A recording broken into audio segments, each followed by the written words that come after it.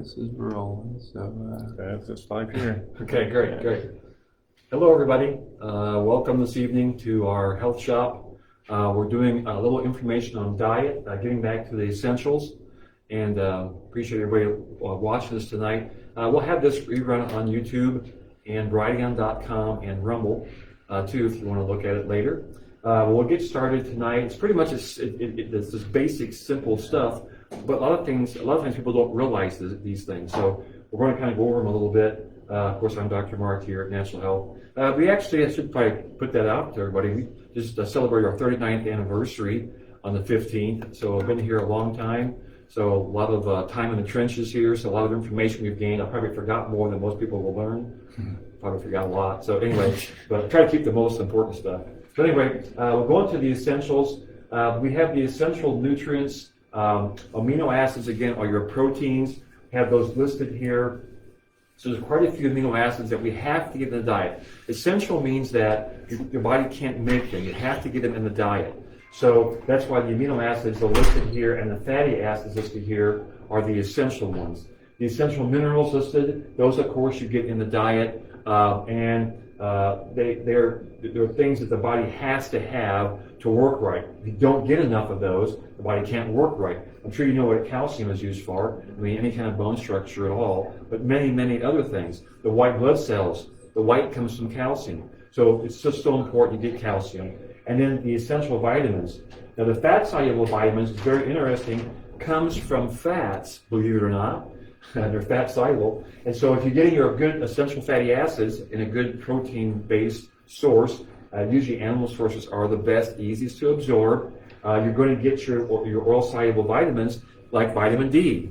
So you don't have to take a vitamin D supplement to get vitamin D if you're eating the right types of foods.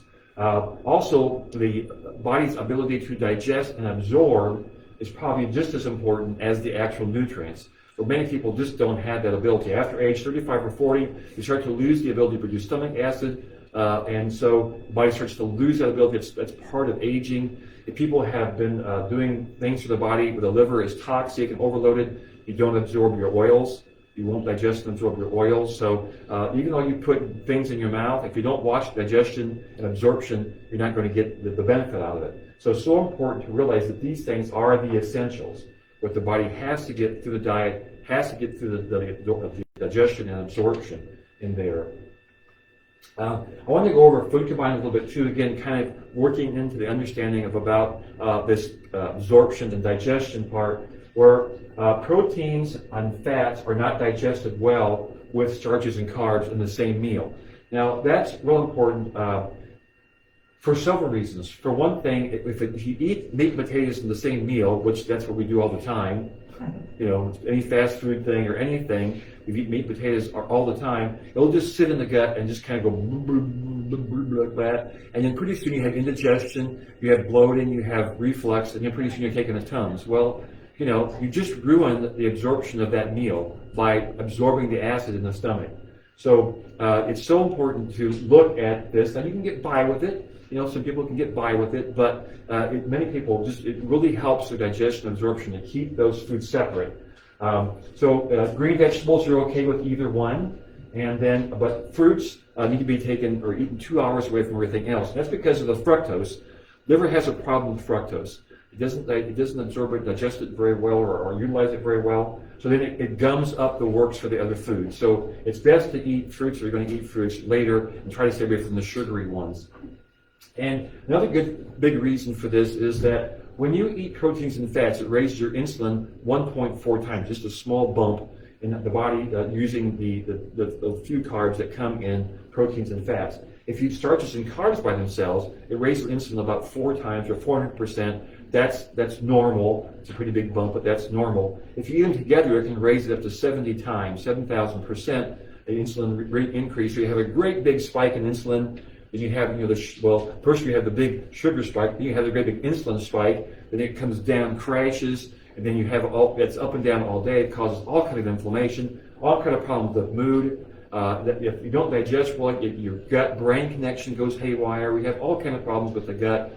If you're doing this 3 times a day, like if you're eating, a Egg McMuffin for lunch, you're eating a sandwich for dinner and you're eating meat and potatoes for supper, you're doing it 3 times in the day, and you wonder why half this country is diabetic, or a third is diabetic, and half is overweight. It's because a lot of the simple things like food combining that can be handled doesn't cost anything. You just got to watch how you eat. So anyway, it's some good information to learn.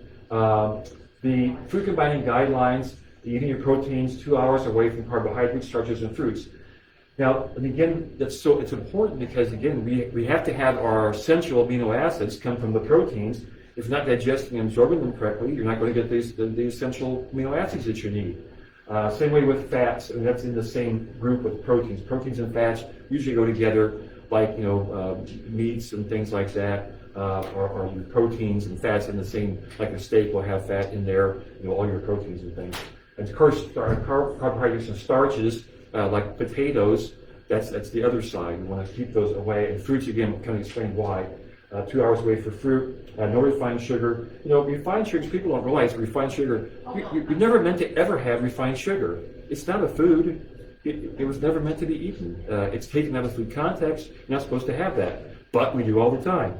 And the manufacturers do a great job of selling it to us, and it tastes good. So the problem is we've got to realize that that's not really a food. It's not really meant to be in the body. And of course, the processed oils are another bad problem, just as bad as the sugar.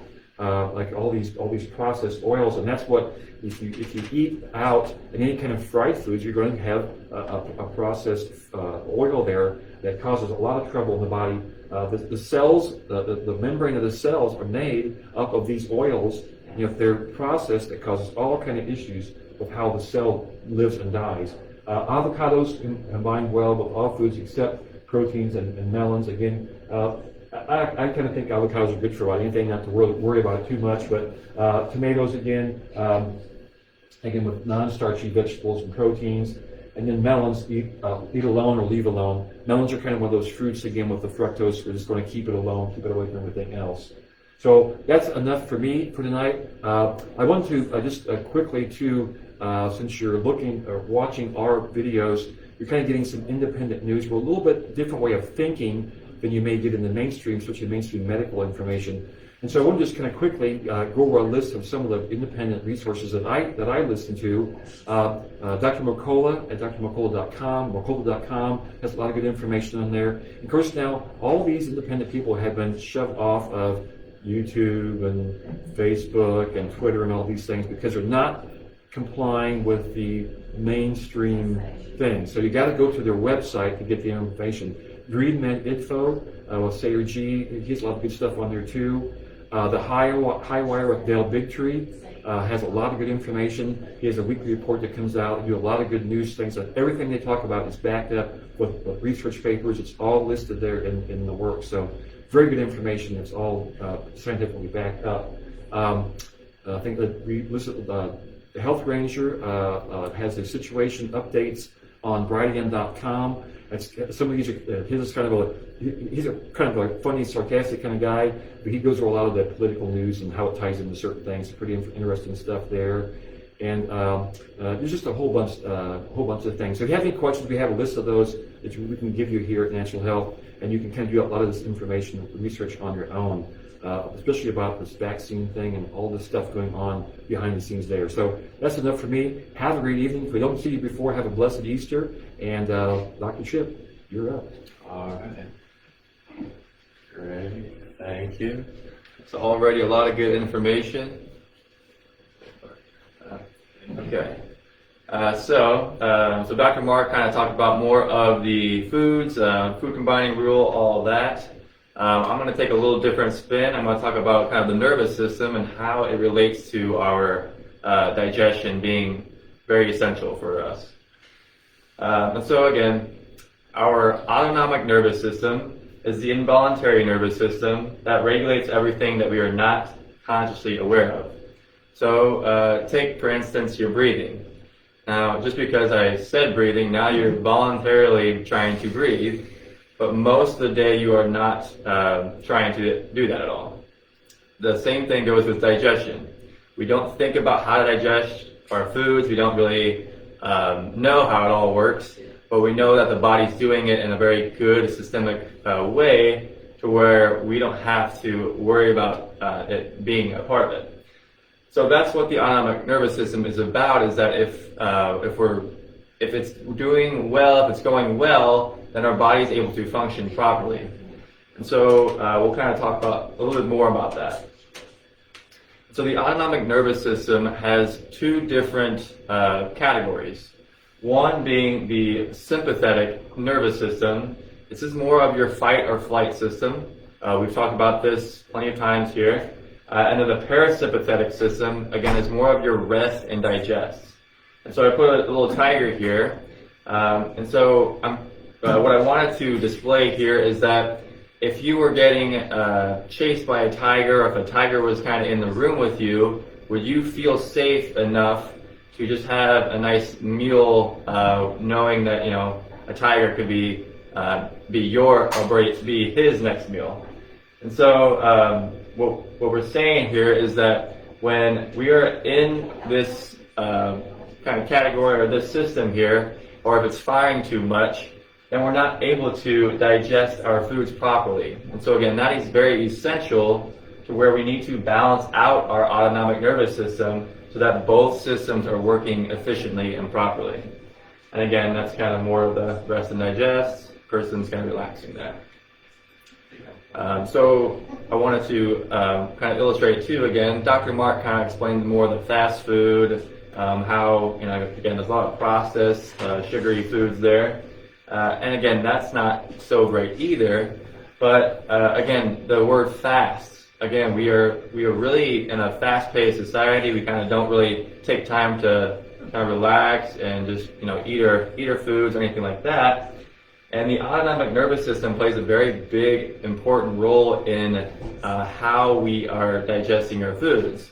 And it all starts with really seeing the food. And once we see it, then our brain is processing that information and saying, okay, it's getting ready to get the digestive juices going and all that. The smell, again, keeps it kind of rolling there too. And so when it smells, again, it's a very powerful sense that we have, and now it's, again, gearing up the digestive tract to really allow you to digest those foods properly. And of course, when you start to taste the food, when you actually chew it, that is the very kind of the mechanical process of it being more of the digestion part of everything. And so again, we think about the digestive system as just our gut, but it really starts with kind of that sight, smell, and taste. So again, going back to the essentials, you would say. And so again, like we said before, if we are in that overdrive system where we're scared or worried or frightened or even irritated or angry about something, that can overdrive us into the system, allowing or not allowing us to digest properly. So again, it's always good to take your time and breathe. So allowing ourselves to get back into that more that parasympathetic state. Now again, there are different little stressors that could be influencing how we are perceiving kind of our environment and how everything's going. So there's three different stresses in life. Again, we have our thoughts, our toxins, and our trauma. So again, we can talk about trauma. Trauma is more of a physical disturbance. It could be, you could say an emotional disturbance too, but really more talking here about a physical disturbance. And again, it's not like physical disturbance could be, running a marathon or anything like that. And typically you're not going to be eating your food while running a marathon. Now, toxins, again, this could be you're overloading the system with different sugary foods, like Dr. Mark explained, or those processed oils. And if you keep doing that for long periods of time, again, that digestive tract is not able to handle much more food other than that. And then again, your thoughts. Again, are you being more present while you're eating, or are you thinking about something later you have to do, or something that somebody told you that you didn't like? Anything like that can get you in that sympathetic state. So again, like always, it's always good to just take your time. It's your time. When you're eating your food, you don't have to be doing anything else, but you can just again, settle 10 minutes, 15 minutes. It doesn't have to be too long, but that's your time, and don't let anybody disturb your time. And then breath. Again, I think Eddie will talk about this later, but when we connect with our breath, when we kind of regulate our breath, that's the autonomic nervous system, something that we don't think about until we think about it, and then we can control it. So again, that's kind of working with our bodies to regulate that system properly. So again, we're kind of gearing our nervous system and digestive system to handle foods properly. So I think that is it for me. Coach Eddie will take it over here. All right. Thank you, Dr. Chip. So, of course, if you've seen me before, I take a little bit more of a different perspective, talking a little bit about emotions. But when it pertains to this little topic, it's kind of piggyback a little bit, because every single time I talk about emotions, I usually kind of go back to this nice little state. What Dr. Chip was talking about is this parasympathetic nervous system. Now, just to kind of elaborate again, I mean, this is the optimal state to where we want to be at if we really want to digest and assimilate most of the nutrients in our food. So this is going to be the state that's kind of be doing the undoing of really kind of getting past that stressful moment. Now, what this is doing is this is helping, decrease the heart rate, decrease your respiration, decrease the blood pressure. It's letting the body relax. It's going to activate the metabolism, because we're about to eat some food, and this nervous system is designed especially just for that. So we want to make sure we can get in this state so we can increase our digestion and assimilation and get as much as we can out of our food. And there's a couple ways of doing that, but one little way that I always like to go back to is this thing called gratitude. Now, this is an emotion that we like to talk about, being grateful for the food that we have in front of us, for the people that have created or prepared the meal, anything down those lines. There's a lot of research coming out here, but just the fact that being grateful for what is going on in this meal, or it could have been the present moment, this could really get yourself in this nice, relaxed state, and it can optimize how you can digest your food. Now, another one that Dr. Chip was talking about as well with breathing. Breathing is also very important when it comes to this, especially getting us in this nice, relaxed state so we can digest our food. But nice deep breaths right before we go to meal, right before we have our meal, is going to get you in that parasympathetic state. But a neat thing that I actually just heard the other day, if we really want to kind of help ourselves out, if let's just say we're coming home from work and it's a very stressful day, and we're running around trying to make our meal and everything, but we seem to be a little bit more stressed out as we're sitting down. Well, a good way to do this, this type of breathing, is taking, you can get a nice deep breaths in, but also what they're stating is you get a little bit of breath in, and then you do another one right away. What the interesting thing with this is, so for instance, if we just take a nice deep breath, the air will go in the lungs, it's going to expand the lungs. However, we got a lot of these different sacs in here that actually absorb a lot of that oxygen. So that one little fast little pulse will actually draw that oxygen within these little sacs in here, and there's actually 600 million of these sacs inside of the lungs. So if we find ourselves in these very stressful states when we're about to eat, that's going to be a very optimal way to try to get a little bit more oxygen within the blood flow so we can get ourselves in that nice parasympathetic state. So that's all we have for the moment. You can always follow us on Facebook, Instagram. I'm going to be putting these videos on Brighteon Social, as well as Rumble, and many Parlor is another one that we're going to be getting rolling as well too. So just please follow us. Let us know if you have any questions through a lot of these. We're always like to answer and inform you in the ways that we can. You can also, we would love for you to do is subscribe to our email list. We only send one email a week, and it's really kind of giving you an update, a nice little blog or newsletters that Dr. Chip, Dr. Mark, and I follow. We also have some great recipes that you can utilize with this. It's going off of what we're just talking about tonight, but any way to inform you as much as we can so we can get this information out for you. So thank you so much for joining us for this evening, and I'll see you next week. Thanks.